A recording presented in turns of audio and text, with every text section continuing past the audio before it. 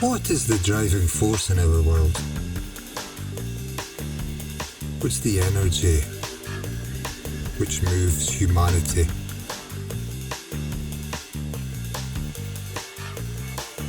Isn't it our thinking?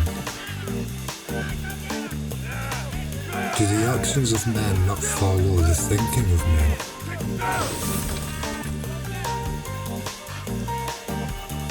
I don't think we understand exactly what our thinking is,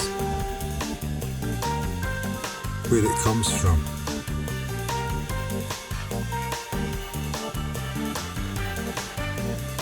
Our thinking is a movement within the field of memory. You obviously cannot think of the face of someone you've never met before, which in itself is a proof positive statement that thinking is greatly related to memory. In fact, it's the movement of memory. It's the movement which is programmed into us as children. Each child attending school, having to constantly memorize year after year, produces a state within the brain where the brain is fixated within the movement of memory. And to compound this issue, our schooling does us a great disservice by identifying the child with his or her memory. We do this by awarding children for outstanding achievement within a classroom. When a child is rewarded for achievement within a classroom, a child learns to identify themselves within the field of memory, for it's memory which is the rightful owner of any accolade received. It's memory which does the good job. So when a child is rewarded for basically being a good memory, didn't you do well in that test, equates to a child identifying themselves with their memory. And so an adult grows up to feel that they are this movement of thinking. This movement of thinking becomes incredibly important in a life. It's incredibly important because as children, during our education years, it has been emphasized a million times that that movement is us. It's our movement. It's the movement of our being.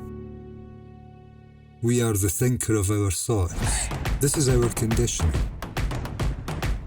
This is also a division. We have a thinker and we have thoughts. Two entirely different structures, apparently. Apparently the thinker is fairly silent, although can be heard in the movement of his thoughts. But there's a strange thing going on here, really. There's a problem here which really needs to be resolved if humanity is to survive himself at all. This is the issue we have. This is the very root of all our problems, is a confusion deep within our psyche of what we are. What is the thinker of thoughts?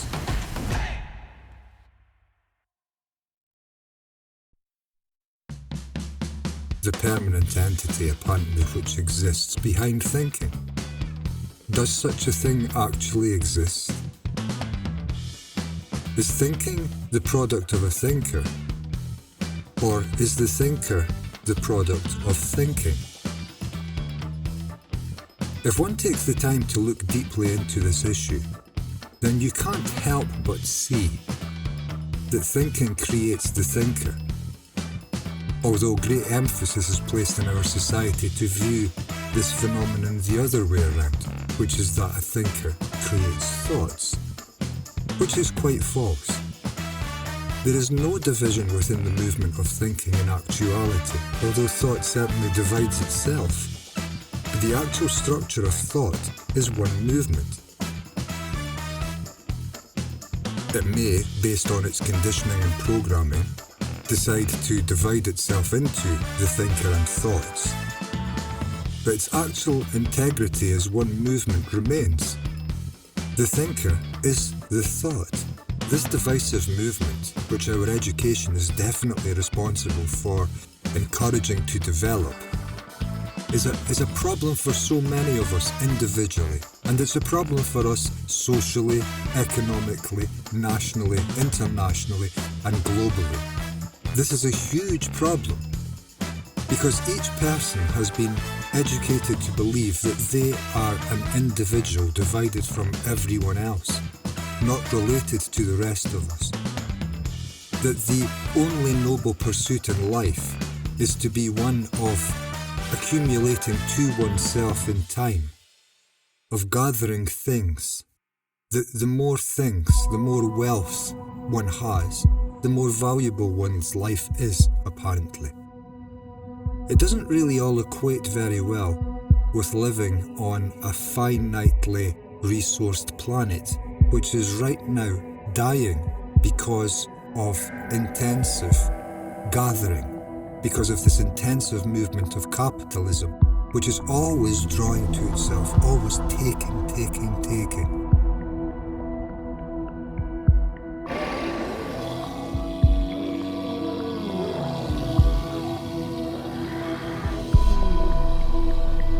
But it's good to always have more, right?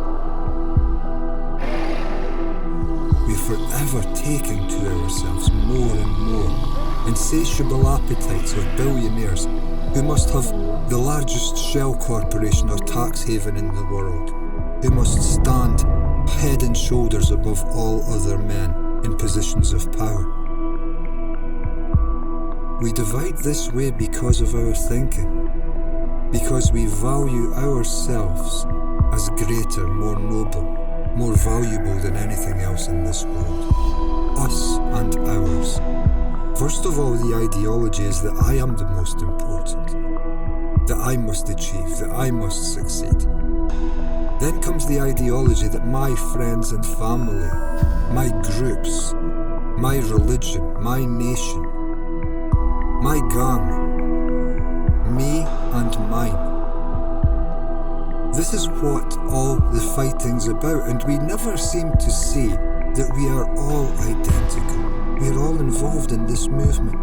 We are all seeking to accumulate to ourselves in opposition to others who are doing exactly the same thing. If we are seeking security today, we are seeking security against the security of others.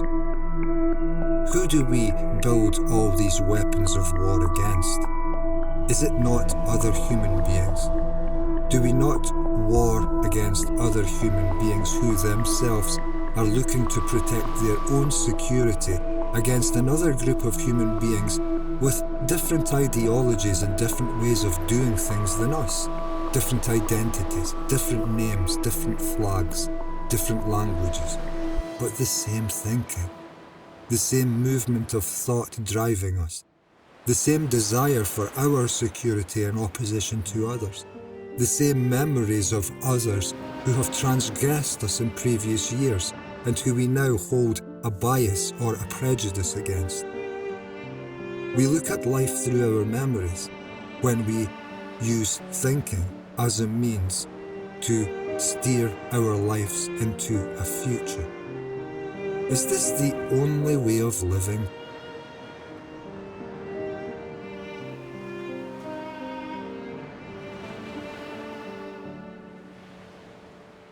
And is thinking an accurate approach to life? Will approaching life through memories bring us to clarity and a depth of relationship and love between each other? For our thinking is the movement of memory. And when I am forever approaching life through my thinking, I am forever caught on a hamster's wheel of repeating past movements, for my thinking marches out of my memory.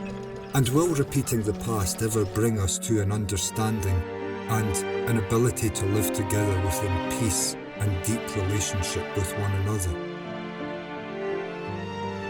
What is within our thinking? It's all divided because if you're born in one part of the world, you will be educated to believe that you are a Christian. You will place great faith and trust within the Christian religion and in the name of Jesus Christ.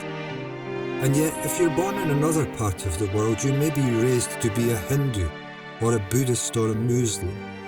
You may even be in direct opposition and contradiction with the Christian religion, and yet both apparently are seeking a God.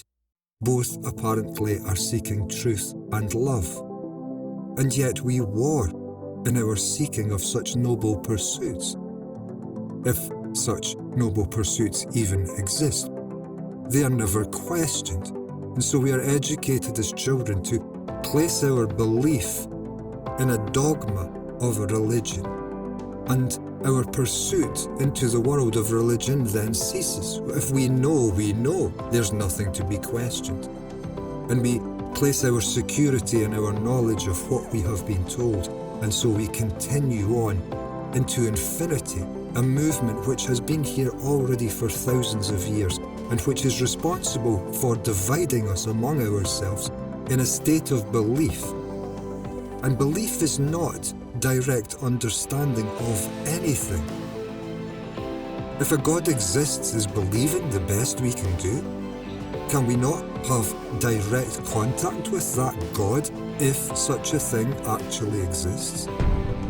Why is belief the very best that can come to us? And we never question. And we never question because we know. And we know because we have been told. We have entered classrooms as children, and we have been told by priests that Christ is the way of life. We have been educated and disciplined by schools in every manner, in every way. We have been told how it is. And so as adults, we face the world with the knowledge that we have accrued of how it is. We become the Christians we were told to be. We become the disciplined entities we were educated to be. We fit our place into society, and we do not question or move from it. And our place is the place of those who came before us, because we have been educated to the same wheel, the same ever-turning mechanism. And as we were conditioned to such beliefs and such ideologies, and seeking out such limited security, which actually creates complete insecurity in the world, so we will condition our children to do the same. For we have come to find the security in these illusions, in these traditions which just keep moving, which just keep on being repeated, handed down from generation to generation, which are the factors which divide us as human beings.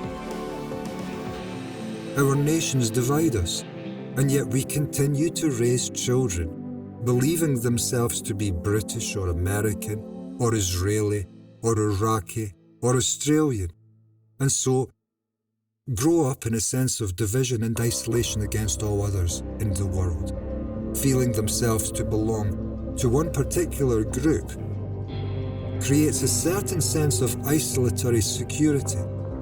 However, also creates a complete feeling of no care for others in other groups.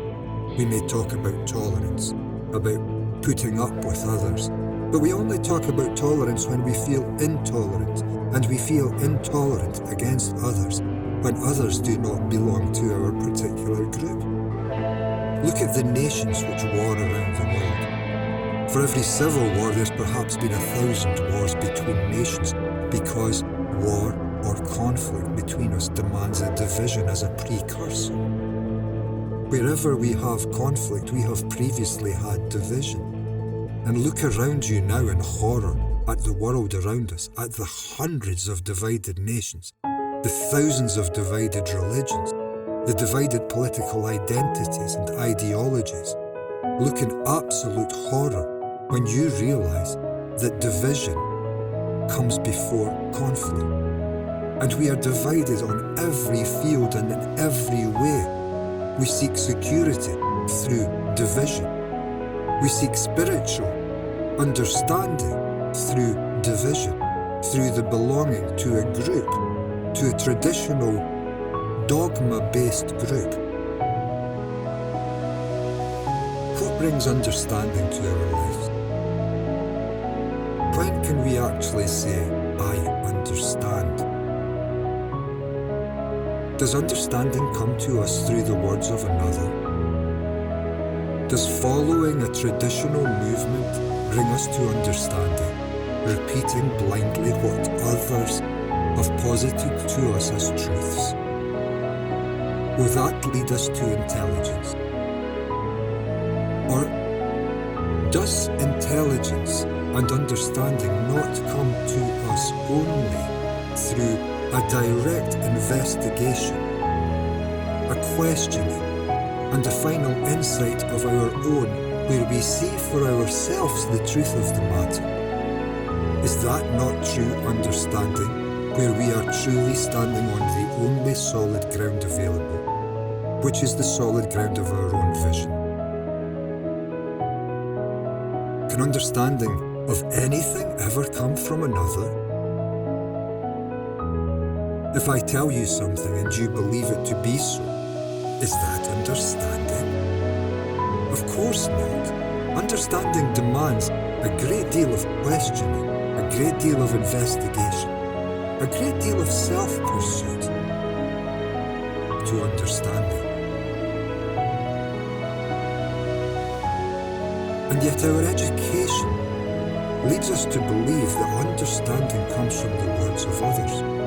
For we are held in classrooms where the fountain of knowledge is delivered to us via an all-knowing teacher, and we are therefore conditioned in later life to follow others. This is the true purpose of our education, spending years in front of a teacher, is to be disciplined to accept a life of following others. Someone else knows, I must follow. I must accept. Others have all the ideas. Others have the means, the path, the knowledge, the wisdom, the leadership. And I must fall in line and follow that. Why? Because I am a human being which has been put through an education system which has not valued my ability to question and understand anything for myself in any way or shape or form whatsoever. Our education system is pathetic. You could not think of a more useless system than to place children in front of a teacher for years and to believe that wisdom will follow the acceptance of the words of another and the memorization of centuries of previous knowledge. Please tell me how that awakens intelligence in a student. It doesn't, and I don't think awakening intelligence in a student is of any concern to our educational systems. Our educational systems are looking for servants to the system. They're looking for workers to build empires for bankers, businessmen, and politicians. People who don't question an unfairly shared system. People who will follow the ideologies and leadership of others unquestioningly. People who will find their security in a limited group of people against others doing the same. People who will identify with a nation, again for their own security. Who will have the limited intelligence to understand that a larger group of people offers a higher level of security, but whose intelligence does not reach to the ability to recognize that the only security possible is when the entire humanity is secure. In forcing us to compete against each other, our education also does us a great deal of damage. Competition is an act of war. Competition holds no care in one's heart for others one is competing against. Quite the contrary, competition seeks the destruction of competitors. Competition is an act of violence. There's only one top position in a class. which means that for one ultimate success, every other child must look at themselves with some level of failure. There are far more failures in the game of capitalism than there are successes.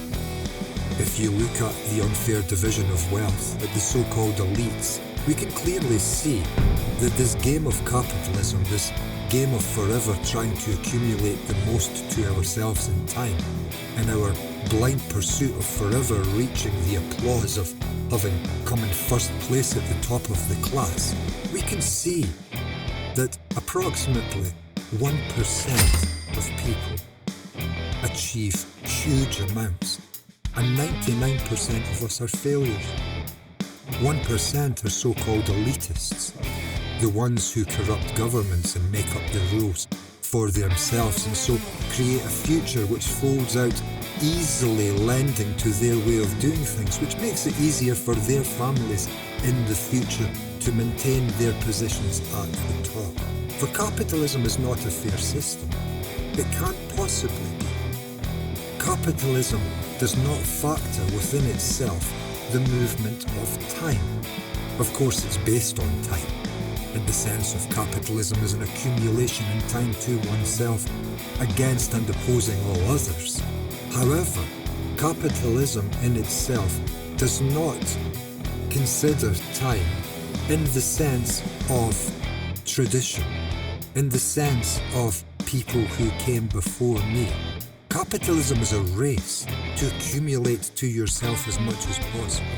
And that race is only fair if we all start running at the same time. In this way, capitalism does not fairly include time. We haven't all started running at the same time. Some of us have been around for 100 years. And these firms and these corporations have built huge global assets. Some of them are worth more than governments, some of these corporations. And they corrupt our governments.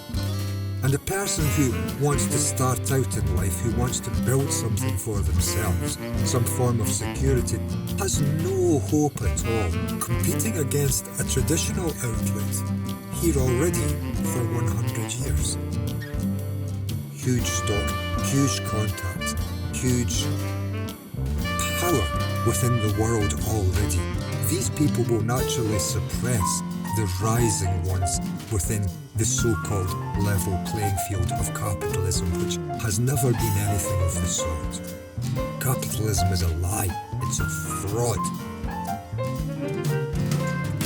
Designed for the benefit of a few to maintain their traditional positions of wealth.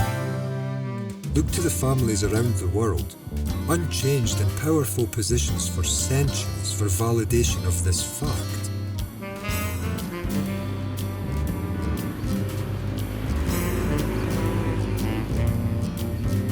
Lords, ladies, earls, viscounts, the traditional movements in every country of its aristocracy, of the division between people, the people who consider themselves of better quality, of more value than the rest of us, because they have traditionally managed to grab more than others. Is this really the best we can do in ordering our affairs among one another? To divide and to seek security in what we have?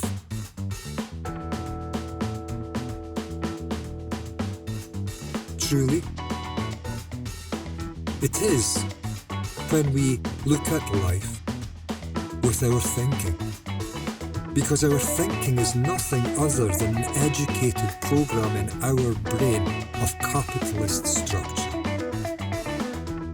Our thinking is a movement in time. Capitalism is a movement in time. A movement towards a more beneficial future from a presumably not so rewarding present and past. A movement towards finding security in material things, in having more. I am this today, but I will become that tomorrow. And that's my security, feeling that I'm on a path, on a journey leading to better things. I shall reach salvation. I shall reach salvation religiously, for it has been promised to me by the church. I shall reach salvation materially, for I shall work hard all my life to achieve them. And I will use every trick in the book available to me. If I'm born into a family of wealth and power and persuasion, I will use all of my connections and contacts to rig the system for my benefit against others. For this is a game of capitalist stink, where everyone is aiming for the top position. And what goes hand in hand with people conditioned and programmed to a capitalist structure of ever seeking only for yourself? A certain definite, observable level of uncaring towards other people. A certain definite, observable level of a lack of compassion. Children are dying in this world every second from a lack of food, a lack of shelter, a lack of support. As those of us who could afford the greatest support decide to set up shell corporations and tax havens for their own gratification. You see the problem? Or is there no problem? Are we wild animals who simply must carry the whole carcass home for ourselves and allow our fellow beings to starve? Is that what we have become? Completely isolated, void of all relationship with each other? Have we lost all care and all concern? And we can try and change such chronic behaviours of humanity from the outside. And we do. We form our organisations and our charities. We go to work to try to stop wars. We protest, we demonstrate. We sign petitions and we take to Facebook and Twitter, shouting about our government, shouting about these fools, how they could behave in such a corrupt and selfish way, while we blindly fail to see the corruption present within our own brains every second of our lives. That corruption is within the movement of your thinking.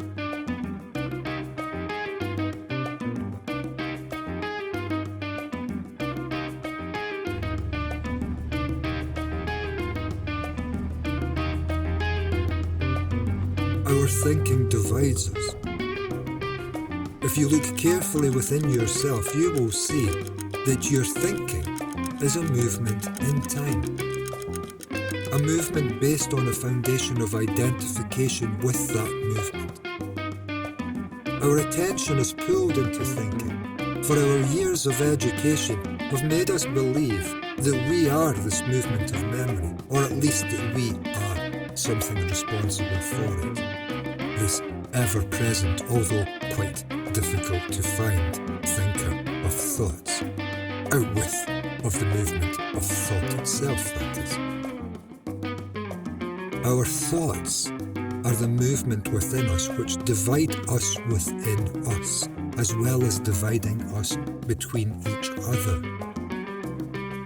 If I think forever I am a Christian and I place great security in following the Christian tradition, I follow the name of Jesus Christ, I believe in Jesus, then I will naturally project from my memory such dogmas, and I will view the world as though my thinking were an actual, factual, integrated quality of daily life. And yet a person who has never heard of Jesus Christ or never heard of Christianity obviously cannot have such a quality within their mind. And so they see a different world to the Christian. And this is the division between us in every area.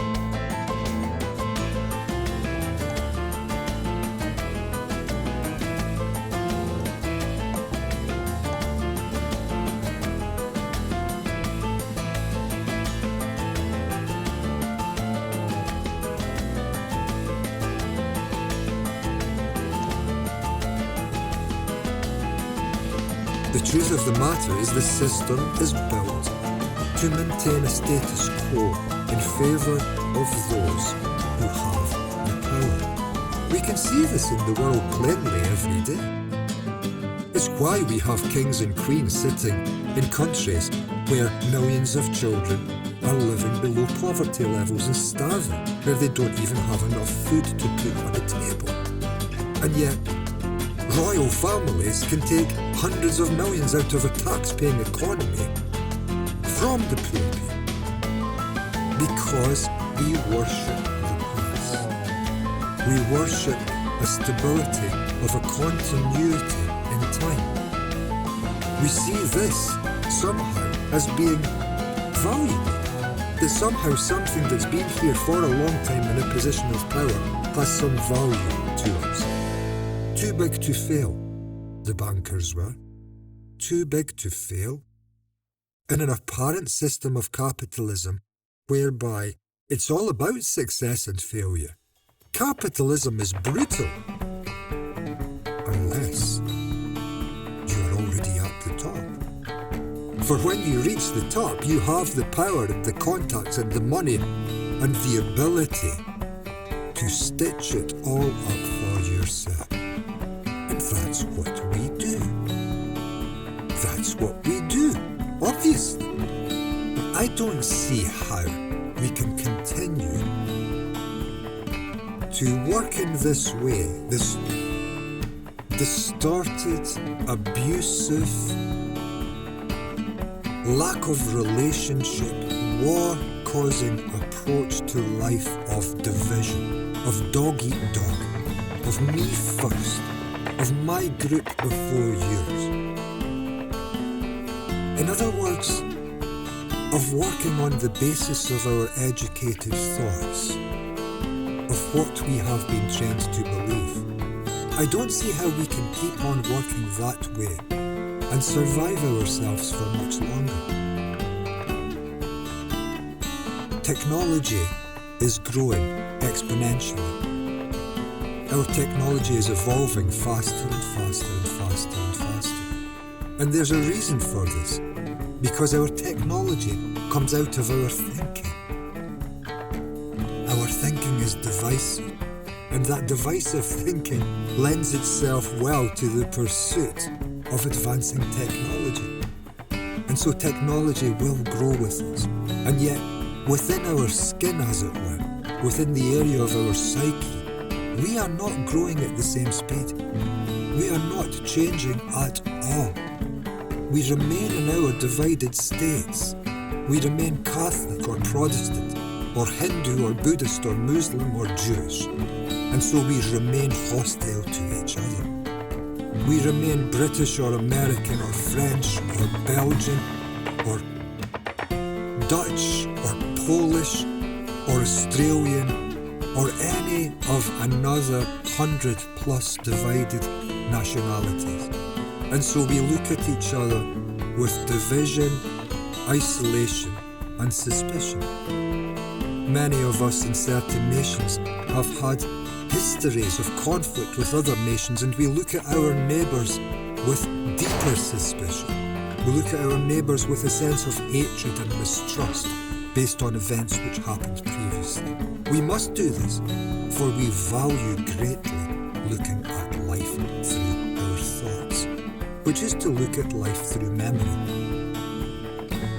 How can we continue to carry these memories, to carry these past insults, to carry these educated beliefs, dogmas, conditions to our lives, these identities, which offer us, agreed, a certain level of isolated security, but which, on a global scale, create a colossal insecurity for the whole of mankind. I may feel secure thinking I'm American or I am British, with that great military might of empire behind me. I feel protected and part of a system. I'm a citizen of a country comprised of millions more of me who think and feel the same way, who have invested in the same identity, and that gives me a feeling of I am secure. I can be protected by something larger than me. But that identification with a nationality is a division on a larger scale. It's an inclusion on a small scale. On the scale of my nation, by calling myself British, I'm including myself with that nationality and so increasing my sense of relative security. However, someone else is calling themselves American, and someone is calling themselves French and German, and religions do this also. And so all these names differ, all these beliefs are different. And where, without such beliefs and dogmas and institutions and traditions, we would all be humanity moving together as one, we now become divided entities, and we become hostile towards each other. Every religion talks about being compassionate towards others. However, the compassion is mostly held for the members of my own group. If I'm a Catholic, I naturally feel more akin to other Catholics than I would to a Muslim or to a Protestant. And so we never seem to have learned that our conflicts arise from our divisions. We talk inherently and forever about never forget the Holocaust. We must never forget the Holocaust because apparently, horror of horror, if we were to forget the Holocaust, perhaps it may happen again. Have we never seen that the lead up to the Holocaust was caused by a division between people? A strong division. The division between the Germans and the Jews. Not only the Germans and the Jews, of course, there were multiple divisions involved in the war, and one divided side forms allies with other divided sides, and both sides create larger groups looking for greater security, for greater support, and they fight to the death for no other reason than division. It truly is so. The ideologies which condemned the Jews were born in the thinking of the minds of men. Hitler held a hatred for the Jews. Well, this was his motivation, a division of people. And is the same division not present today in Israel with the Palestinians? We never seem to have understood this. We can't have. How could the Israelis, on the receiving end of such despicable, hostile, brutal, awful treatment by the Germans, then go on to treat another group of people in a similar fashion? How is that possible? Other than we do not see that our divisions are what lead us to war against each other. And why do we not see that our divisions are responsible for this ongoing conflict between different human-based identities? Is it that we have been educated to place our ultimate security within these conflict-causing ideologies? To feel American, to be proud of the flag, to stand at the national anthem and cry, to feel part of that large group, proud of it, the heritage of it, and British, born British. And so we gain a sense of status from our identifications. Proud to be British, make America great again. Feeling of heritage, a feeling of belonging to something. It gives us the sense of security, and yet creates this insecurity with others. And this is why this is so difficult, because who would put down their identifications which they have garnished security from in their lives? Would an American patriot who is also a Christian, receiving great security from a belief in God, of a continuity, of a certainty that they will sit on the right hand of God in heaven after death. Believing all this, how easy is it for such a person to put down such beliefs? And yet, it is that very movement of putting down our identifications, which are our nationalities, our commitment to a religious group, our belief in a God. It's all these isolatory movements which divide us as people, which we must put down if we are to see ourselves anew and so meet one another in relationship without any sense of hostility. If I believe in a God and you do not, there's a certain hostility between us. If I call myself British and you call yourself French, there's a certain hostility between us. If I am a Christian and you are a Muslim, there's a certain hostility between us. Now we may deny this. Just look to the pages of history for evidence that such hostility actually exists. The fact is, in division, we become hostile towards groups which are divided from our own.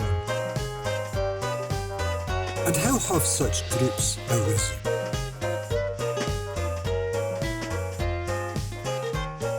How has Christianity arisen?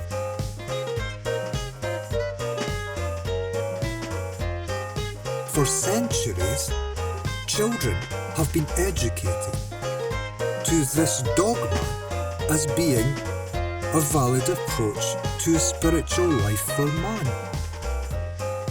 If you teach a child at a young age and that child sees evidenced everywhere in his or her society that the education be the case across the land, that child is unlikely to question such education. And so we grow up forever blindly believing the rules, traditions, prejudices, desires, and dogmas of the past. We are a continuity of the past. If you consider yourself to be Christian, you are the present movement in a line which has been moving continuously for 2,000 years. If you are a Buddhist, you consider yourself to be a Buddhist.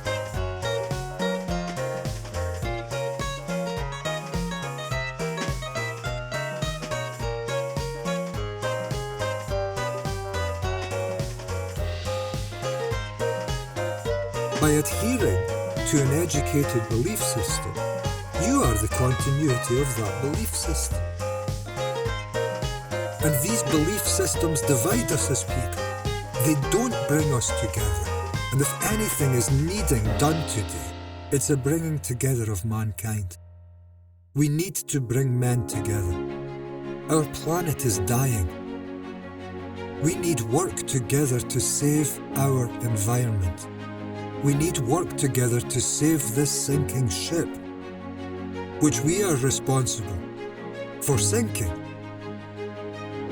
We need only stop the movements we are involved in to begin the repair, to begin the healing. We don't need to find something new. We don't need to find an answer to our problems.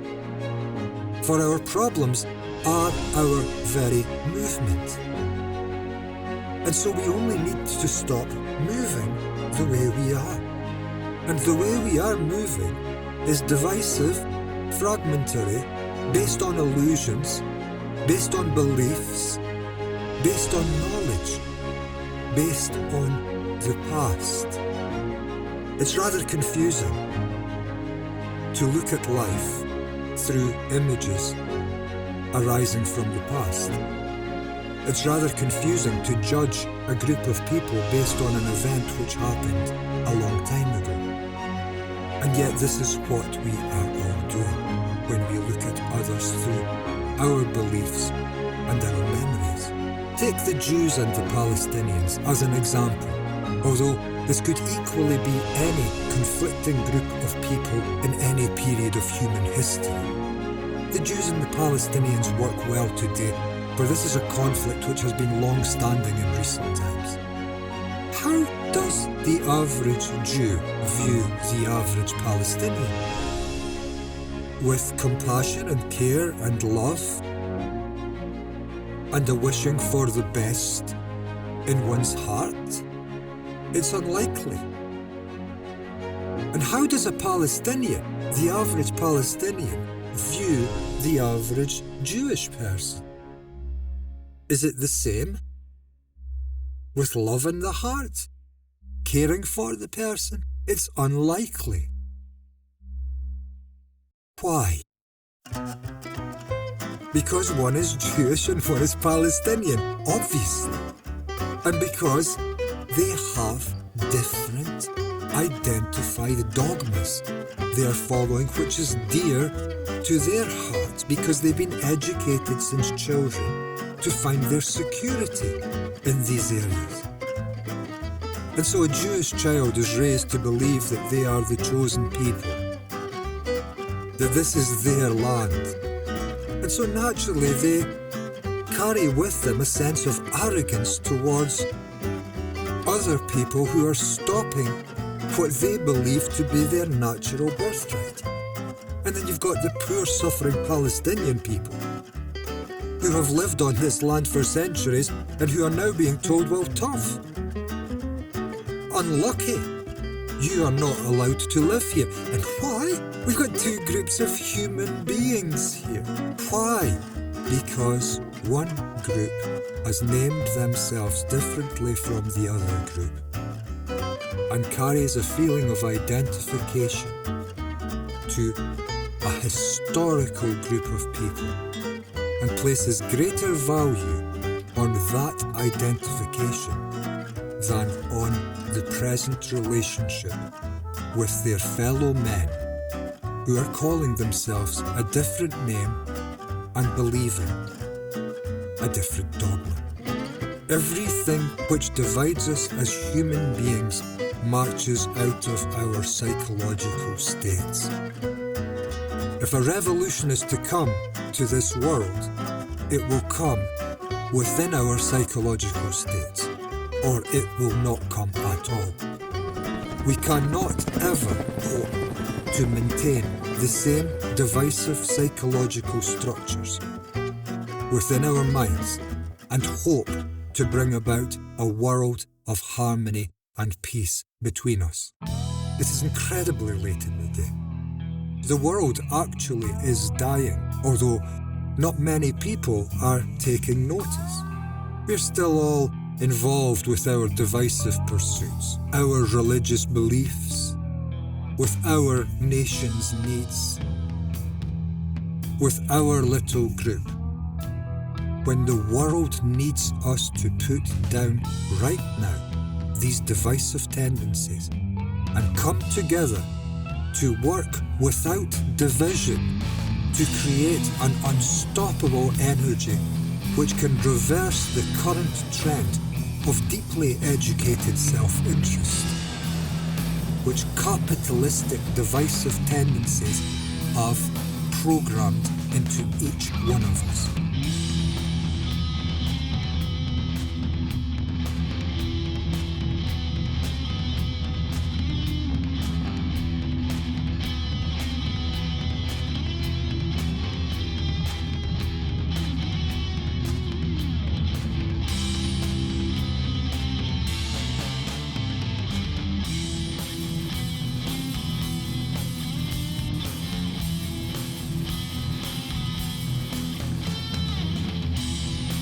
We need to work with something other than our thinking to release us from our current chronic situation found in our lack of relationship with each other, which has come to us because of our divisive tendencies, which march out of our own educated minds, prejudiced minds, educated to prejudice, educated to my beliefs,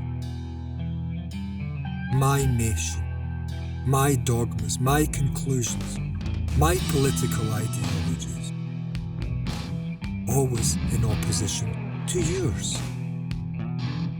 We will never come together in ideology. Ideologies are based in the area of imagination, and imagination can imagine anything. Look at this world. We have a religion known as Scientology, written by a science fiction author, and it's accepted by millions of people. You see, the brain can accept any insanity because an ideology is based and rooted in imagination. We can place faith in any stupidity. And once we've placed faith in such a movement, we then battle others who have placed faith in other movements which are equally non-valid in the sense of being psychological movements only. Our psychology is divided. Our attention is pulled into the psychological state because since we were children, we have been educated to believe that that movement is our very being. But there's a big universe outside waiting to be discovered.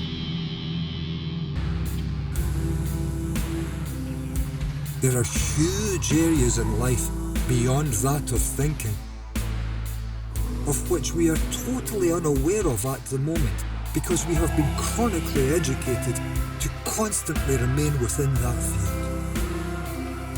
I feel a sense of love and compassion and care between each other, which could heal the relationships between humanity, and therefore could see human beings acting in a different way, in a way which would begin to heal our environment, which is a part of us. You never find a life form without an environment to sustain it. An environment goes hand in hand with a life. You never find human beings without a ground to stand on, without a sun shining in the sky, and without oxygen to breathe. It's impossible. Life forms go with their environments. By destroying our environment, we are destroying ourselves. We have a corrupt movement in ourselves which is destroying everything. And it will be the end of us, make no mistake. We will be the end of us, unless we can understand this divisive movement of thinking which comes marching out of our own brains. Thinking connects us together in the nature of the fact that we are all involved in this movement. Actually, truthfully, it's one mind of humanity. It's a movement of knowledge. But knowledge is divisive because it's never complete.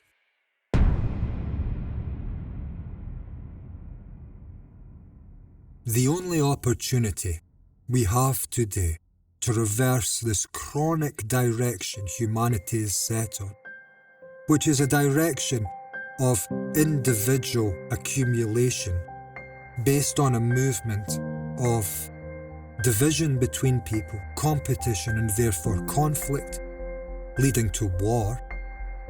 The only possibility for a change, for a release from that movement, to bring freedom to humanity, to turn his mind away from the pursuit of self-accumulation and self-gratification to the pursuit of the healing of his environment and relationships with other people, so that our children born into the future may be born into a world which feels more stable to their very lives. There can't be many places in the universe where a life form is born into an environment which offers little stability to the ongoing continuity of its life. And yet for many humans on Earth, that is the case today. It's a terrible situation. It's a situation which any intelligent man must question and work to dissolve, to change this planet into some place which is suitable for all of us to live, not only the top 1%. And to do such a thing, to find a sense of love and harmony between people, is it not necessary that my self-interested considerations for me and mine must come to an end? I can't possibly be in a position of freely receiving others if I am predominantly interested in myself. To end this dreadful state of conflict between human beings, we must understand our thinking. For it is in the area of our thinking that the root of the divisions between us is to be found. The root of our nationalistic divisions, the root of our religious divisions, the root of our politically generated ideological divisions and other ideological divisions. All divisions are held within us and between us in the area of our memories and our knowledge. We will come together to live together in peace in this world with an ending of our divisions, which can only be found in the ending of our thinking. For our thinking is the ongoing daily movement which populates and maintains the continuity of the psychological divisions which damage our relationships. If we can question this incessant movement of knowledge within us, which is this movement of thinking, to a point of complete understanding, if we can see the entirety of this conditioned movement within us, this programmed movement, this movement of knowledge, of what we have been told and accepted to fit in with a feeling of security with our particular society and the belief structure found in our geographical part of the world, then our thinking must end. Our thinking is the continuity of the divisions between us. Our thinking is the movement of identification, the movement of desire, of accumulation. It's an isolatory movement. And so the world today, more than at any time previously in history, needs us to look very carefully at our own psychological movements, to be aware of the conflict within our own psyche, to be aware of how thought divides, not only between people, but within a person, him or herself. And so how thought is not only responsible for conflict externally, but also how thought can be responsible for conflict internally, and how thought can give rise to feelings of anxieties, worries, and depression. And of course, conflicts with thinking are not only to be found with nations and religions, but are to be found on a more personal, social level between human beings also, between man and man and man and woman.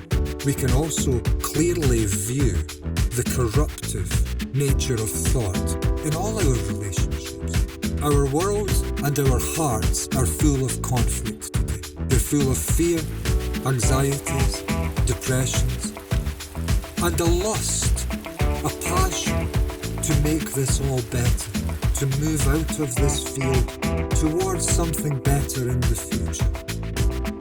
This movement, this corrupting movement within us, within our psyche, is what need be understood and put down if we are to come together to live our lives as nature intended. Not as Catholics and Christians and Protestants and Jews and Muslims and Hindus and Buddhists and British and Americans and Israelis and French and Polish and Germans. Not as any political national identity, not as a named individual, but as a human being, not with the purpose also of accumulating as much as I can to myself in time, but with a free mind to look at the world and to live in harmony and the beauty of relationship with all others. All others meaning all other humans and all other life forms, all other animals, all other components of nature. For we are nature. If we can do this, if we can put down our thinking, then we put down our prejudices and biases against each other. We put down our hurt memories, our identifications with an isolated and isolatory group. We put down our animosity against others. If we put down our beliefs, we free our minds from the dogmas placed there in childhood. And we cease to see others as different from us. We see them then as the same, for there are no divisive names, images, beliefs, traditions, or structures coming between us. It seems we are at a crossroads now. We can, and most probably are likely to, continue the same old movement. We are likely to continue seeking security in our old-fashioned traditional beliefs and structures and political identities and nationalities, of finding security in division against others, and so finding a need to defend ourselves against others by spending billions and billions on weapons of war, defence so-called. But defence leads to attack, as we have seen so many times. We can keep on living this way as though every man is an island and this is dog-eat-dog city, and we can just fight each other to the death until there's one man standing. How long is it before we have someone that's worth a few $100 billion with immense power and a crazy mind, like Hitler or Stalin had? And what damage could a person like that do to the world? We're in an incredibly vulnerable position because of the way we have allowed our society to develop, while we have been sleeping at the wheel, interested only in ourselves. We need to move our interest outwith of the sphere of our isolated little selves to the sphere of the totality of humanity and view the incredibly alarming picture which we will meet there. Undeniably, we will meet an alarming picture there, for we are all divided. A divided house can never stand. It's an old-fashioned statement, but it's completely true. We will end our divisions when we end the movement which causes the divisions. That movement is our thinking. It's a tough call. We either investigate our thinking, understand this movement which divides us, and bring it to an end, or it will bring us.